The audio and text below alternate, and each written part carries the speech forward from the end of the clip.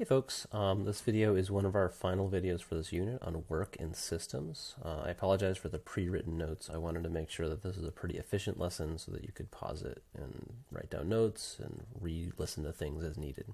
So we're going to talk about things known as conservative versus non-conservative forces. So this is for sure related to conservation of energy, and hopefully as you watch the video you're going to see why. So our first definition is of a conservative force. A conservative force is one that does work that is independent of the path taken. Meaning, if I have an object that's going from point A to point B, as far as a conservative force is concerned, it doesn't matter which route I take from start to finish, that force will do the same amount of work no matter how I get there. And now I have this like simple shape here, but this could get outlandish very quickly. So just to kind of like give you a frame of reference, the floor is here. This is a side view of some random object that's going to move from this dot to this dot. And I drew like a square so I could remind you of some geometry things that you know in a little bit. But basically, like every path along the exterior is the same length, and then there's a diagonal path that goes directly from start to finish. So the force that we're going to focus on is gravity. And gravity is a conservative force. So I'm going to prove to you that the work done by gravity is independent of the path taken by the object.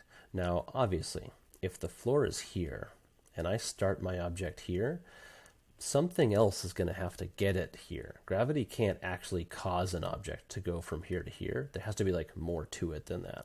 So, you can imagine that you're standing here and you're holding a box and you're going to move the box around along these dotted lines. So you're actually doing work, but don't forget that every force that acts on an object can possibly do work. So while an object moves around this path, we're going to consider the work done by gravity.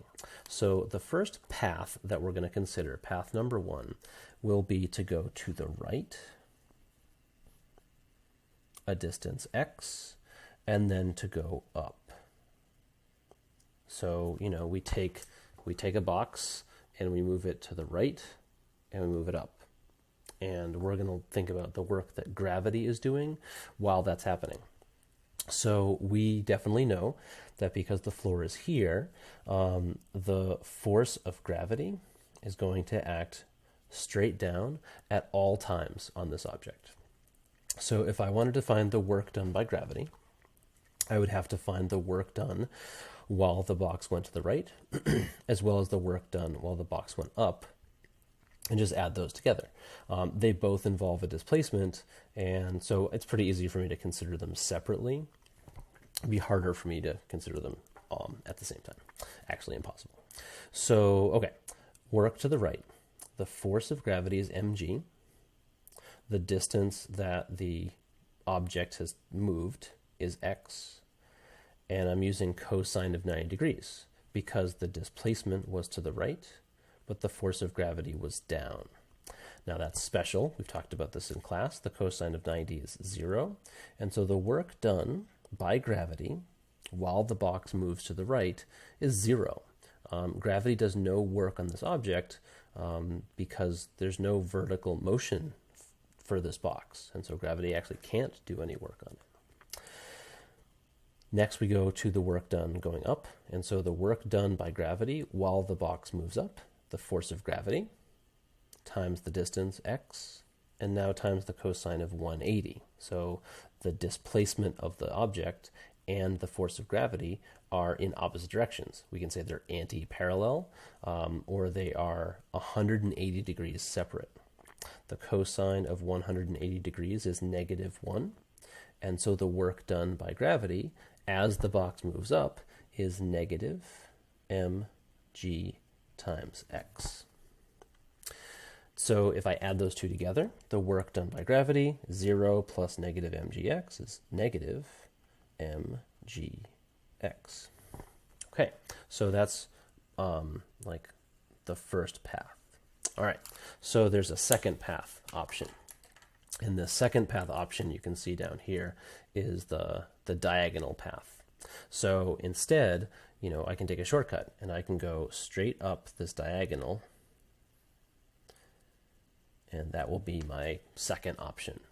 Okay, so that only involves one route from the start to the finish, and so I get to only work with one equation. So the work done by gravity is just FD cosine theta, and it's just a little bit more complicated. The force is simple. It's mg, directed straight down. The distance, so this is a perfect square, which means that the length of the line that intersects it, that's the wrong word, sorry. The line that goes along the diagonal is equal to root 2 times the length of one of the sides. So that comes out of the Pythagorean theorem, if you're curious, but root 2 times the length of any side is the length of this line that represents the diagonal. So that's our first wrinkle. The second wrinkle is this is a motion that's up and to the right, but the force of gravity is down. And so the angle between those two vectors, if gravity were pointed straight down, it would be 90 degrees to get to this line, and then another 45 degrees to get to that line. And so that's an angle of 135 degrees. So here's what happens. The cosine of 135 degrees is equal to negative root 2 over 2. So if I do mg times x times root 2 times negative root 2 over 2, what do I get? I get negative mgx, which is the same as the work done by gravity for that longer path. In fact, there is no path you can take where gravity does any work other than that to get the object from here to here.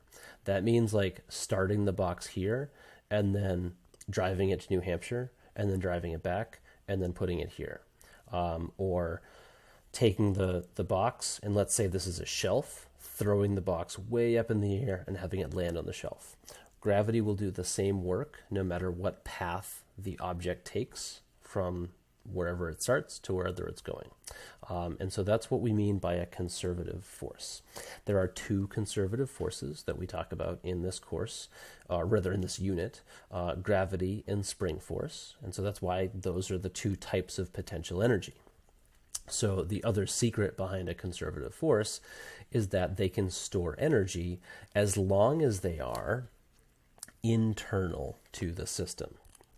And so it's a word game, but it's also very important that when you analyze a situation in physics, you want to define the system. And so the simplest system is a single object, and then more complex systems involve additional objects.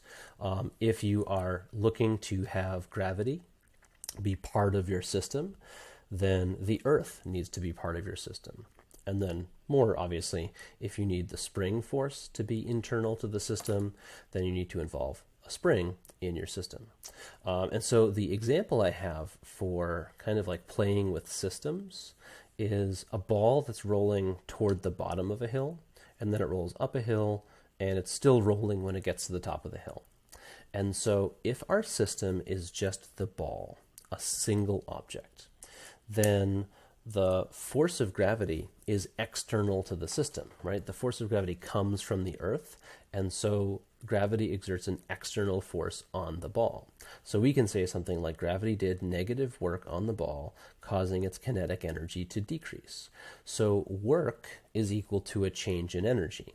The amount of work that gravity has just done is equal to the change in kinetic energy of the ball. Now, obviously, like if you roll something up a hill, it's going to slow down. So the initial speed is greater than the final speed.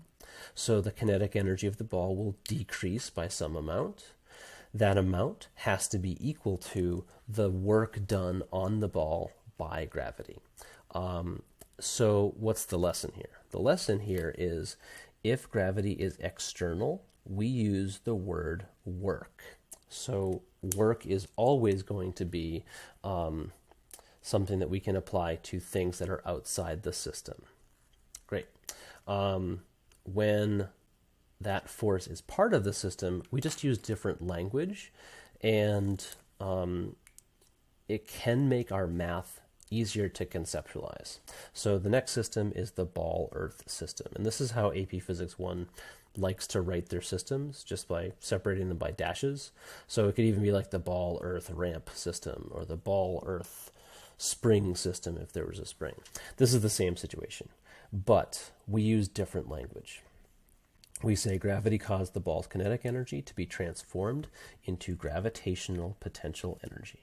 And so the thing that you want to understand is that conservative forces can store potential energy, or can store energy in the form of potential energy. So if we include the Earth as part of our system, instead of using the word work, we use the phrase gravitational potential energy. The reason why we would want to do this is because if you kind of like look at what I did here, like x root 2 cosine 135, the math is a little bit bulkier. But if you remember, the equation for gravitational potential energy is mg delta y. That's a vertical distance. That's a very easy equation to manage compared to FD cosine theta. So in some situations, you, the physicist, gets to choose what's in your system. And if gravity is involved, the Earth should always be a part of your system. On the other hand, as far as like an AP exam is concerned, they're going to pick the system a lot of the time. And so you have to be able to understand that if you see the word Earth in the system, then gravitational potential energy becomes possible. But if the Earth isn't part of the system, then gravity becomes an external force that can do work. The kinetic energy will change both times. It's really just a division between, well, if gravity is external, then energy is going to leave the system. But if gravity is internal, energy will stay in the system in the form of potential energy. So that's non-conservative force. And so non-conservative forces are up next. Okay, non-conservative forces do work that depends on the path. So we use the phrase path independent to describe conservative forces and path dependent to describe non-conservative forces. We're going to do a little bit of the same thing, but now we're going to talk about something that is a non-conservative force, and that is friction. In fact, friction is our like poster child for non-conservative forces. Okay, so instead of having like a side view, we're going to have a top-down view of this diagram. And so this, these like dots and dotted lines are all on the ground. And so imagine instead of like lifting a box around, we are taking a box and we're like sliding it around this square. And so we're going to use the same two paths to analyze this and talk about the work done by friction. So we start over here. Path number 1 is to go to the right, and then take a left-hand turn and go up. Okay, and so again, this is all on the ground or the floor, and so those two things happen. Now, this is like a little bit more complicated because friction is a force that can change direction. Gravity can't. So to go right then up, we need to find the work done by friction when we're going to the right, and the same thing when we're going up. So I'm not going to deal with mu yet. That's for like another lesson. But we are going to deal with the force of friction times the displacement. And then you see I have cosine 180, and that's because of the way the friction force works. If I'm sliding a box along the floor to the right, that means that kinetic friction is going to be pushing to the left. So kinetic friction is always 180 degrees away from the displacement of the object. And so we have 180 degrees. The cosine of 180 is -1. So the work done while the box slides to the right, the work done by friction is negative the force of friction times x. So that's to the right. And then if I switch directions and I start to push the box up, which really is like also along the floor, but on my paper it's up. Again, I have the force of friction. Again, I move a distance x. And again, it's cosine 180, because now if I'm moving this direction with the box, friction is pushing down on the box. And so again, we have negative force of friction times x. So the work done by friction is going to be the sum of those two. If I add those two up, I get negative twice the force of friction times x. So this is the work done by friction if I go to the right and then up to get to my finish. The other path, just like I did last time, is to go along the diagonal. So basically choose the shortest path between the start and finish to get to the goal. And so I'm pushing along that. So I'm going to utilize the same kind of concepts there. The work done by friction, there's just going to be one equation because that's only one path. The force of friction is the force that does the work. The displacement of the box is root 2 times one of the sides. Again, the Pythagorean theorem tells us that about the diagonal that crosses the square. And then, just like all the others, it's going to be cosine 180. If I'm pushing the box up and to the right, friction is pushing the box down and to the left. So the work done by friction is going to be, cosine 180 is negative 1, negative root 2 times the force of friction times x. And so I get that. Now, these two are not equal. And this proves that the work done by friction depends on the path. And so this is going to be hopefully now a little bit more clear that every time I push the box, friction is doing negative work because friction is always pushing directly against the motion of the box. The work done by friction as I go along the diagonal is smaller than the work done by friction if I go to the right and up. In fact, the work done by friction in this like longer path is root 2 times as much as the work done along the diagonal. So if this happens, then we've identified a non-conservative force. And again, really the only one is friction. And so the understanding is non-conservative forces dissipate energy. And they do that in the form of heat. So the thing that we want to talk about with friction is when friction is a force acting on an object, it is always an external force, and it will always remove energy from the system. Now, we stick to kinetic friction. So kinetic friction, always external.